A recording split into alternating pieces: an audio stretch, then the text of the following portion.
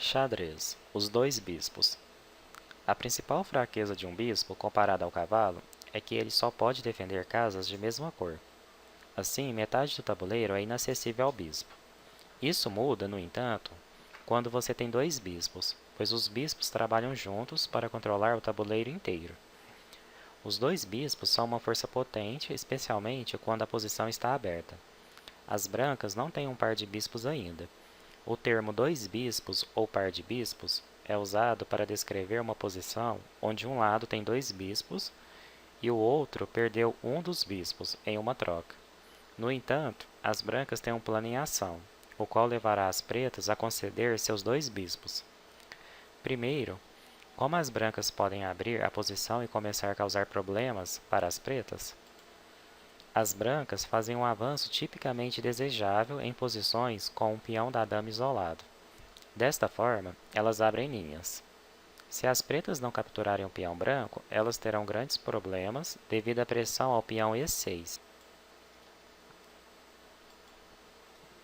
Como retomar em D5? Lembre-se, nós queremos um par de bispos, e não queremos dá-lo às pretas. Brancas recapturam o peão da melhor maneira. Pretas decidem desistir dos dois bispos.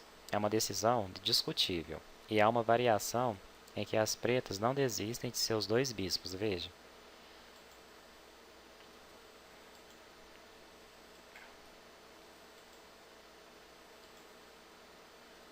Nessa variação, as brancas têm o objetivo de trazer suas torres para as colunas abertas, tornando-se bem perigosas. Voltando à linha principal, o cavalo não pode ficar em D5, então as brancas precisam decidir o que trocar por ele, o bispo em E7 ou o cavalo em F6.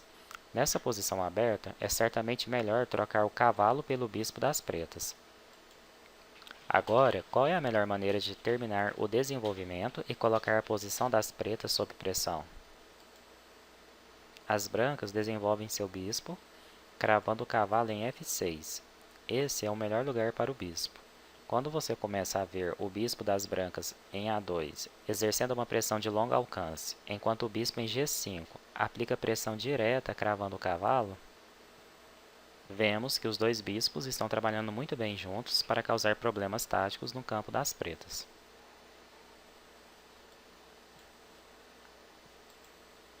Agora, as brancas ganham tempo enquanto desenvolvem outra peça.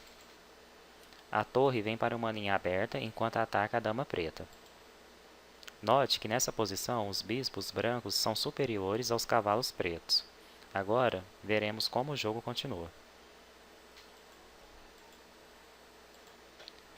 Nos próximos movimentos, a dama preta é perseguida em torno do tabuleiro. O fato dos bispos brancos controlarem muitas casas é o que torna isso possível. Se em vez disso as pretas jogarem dama H5, as brancas podem oferecer uma troca de damas, que levaria a um melhor final para elas. Voltando à linha principal, brancas colocam o cavalo na lateral do tabuleiro, mas ele está visando uma casa mais forte. Brancas defendem um cavalo e mais uma vez atacam a dama preta. O único triunfo das pretas é que seu bispo está bem ativo. E no momento está trabalhando junto com a dama para atacar a casa G2. A última peça das brancas a entrar no jogo, ao mesmo tempo que se desenvolve, ameaça a dama preta, com ganho de tempo. As brancas continuam perseguindo a dama preta. A dama preta viajou muito para acabar na sua casa de origem. Isso mostra o poder das peças de longo alcance, bispos e torres, em posições abertas. Agora, mais uma vez, as brancas podem jogar um movimento natural, trazendo uma de suas peças para um lugar mais ativo. O cavalo pressiona diversas casas na posição das pretas. D6, E7 e G7. Se as pretas tivessem seu bispo de casas pretas, as coisas seriam bem diferentes. Pretas têm que trazer seu bispo para G6 para defender a ala do rei. Caso contrário, as brancas, após mover seu cavalo para D6, terão uma grande pressão contra F7. O cavalo se move para uma posição forte. Note a maneira como as brancas dominam a posição. Caso as pretas tivessem um bispo de casas pretas, seria impossível o cavalo ocupar esse posto. Nessa lição, vimos como dois bispos são potentes em uma posição aberta, dado que eles controlam bem mais casas do que os cavalos.